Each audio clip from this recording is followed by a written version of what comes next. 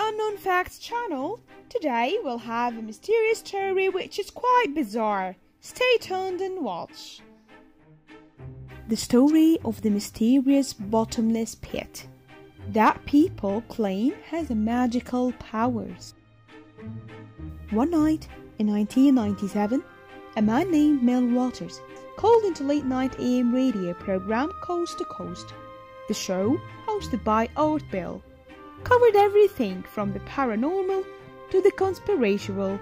And boy, did Mel have the perfect story for his fellow listeners. Mel claimed he once owned some property out in rural Washington, just 9 miles west of a town called Lenoxburg. There, he found something neither Art or his listeners could believe. According to Mel, there was a hole on his property that belonged 80,000 feet into the earth. He would measure it with fishing wire apparently. This would make the hole easily as the deepest on the planet. And that was not even the strangest thing he reported. All of Mel's neighbors knew about the hole. In fact, they all frequently tossed their trash into it for easy disposal. But Mel knew there was more to it. He'd heard a rumor that, on more than one occasion, a mysterious black beam shot out of it and into the sky. The strangest story of all, however, involved a local hunter, whose beloved pet dog passed away one day. Overcome with grief, the hunter threw his dog's body into the hole. That should have been the last time he would ever seen his pooch. But just a few days later, while strolling through the area around the hole, the hunter who relayed his story to Mel swore he saw his dog. Same fur pattern, same color, same everything. Had the mysterious chasm rescued his dog?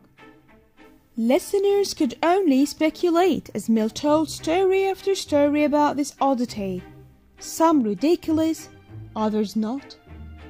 His occasion with the hole, which would come to be known as Mel's Hole, ended when the government allegedly paid him off.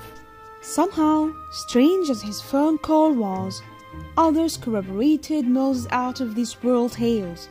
Red Elk, a Native American from the area, confessed that he too had known about Mel's Hole since his father showed him in 1961. "There are people down there," Red Elk said. "Alien people to us that we're here, even before man. The planet they come from is a desert planet, so they live underground." He was alluding to a theory known to some as Hollow Earth. As the stories and legends about Mel's Hole became stranger and stranger, the longer they stayed in the public conscience. Strangest of all, however, was that no matter how unbelievable the legends became, people couldn't resist its pull. Red Elk himself once led an expedition of 30 people to locate Mel's Hole. Of course, they returned without having found anything of the sort, but amazingly, other efforts to find the pit turned up more fruitful evidence. For instance, when looking at publicly available satellite imagery provided by the government, one YouTuber discovered, well, nothing. Instead, right where the hole should have been were 2 enormous white squares. That finding, of course, coincided with other rumors about Mel's Hole. It has something to do with extraterrestrials. UFO crafts, said Lenoxburg local Dan Turner as he recalled all that he knew of the legend.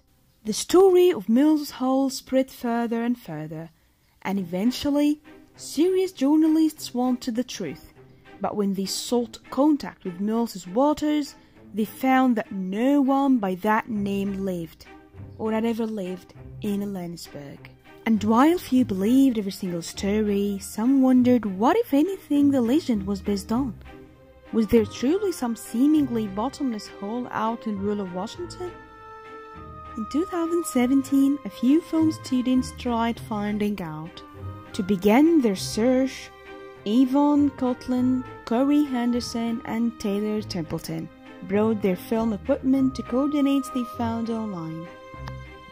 Right in those white boxes from the satellite footage, they didn't expect to find anything, but then They actually stumbled upon a seemingly unending pit. Was this Mills's hall? On every single side, you cannot see the bottom. Anywhere you go, you cannot see it. Yvonne said, but was it 80,000 feet deep? To test their depth, Yvonne threw a rock inside and waited for the sound of it hitting the bottom.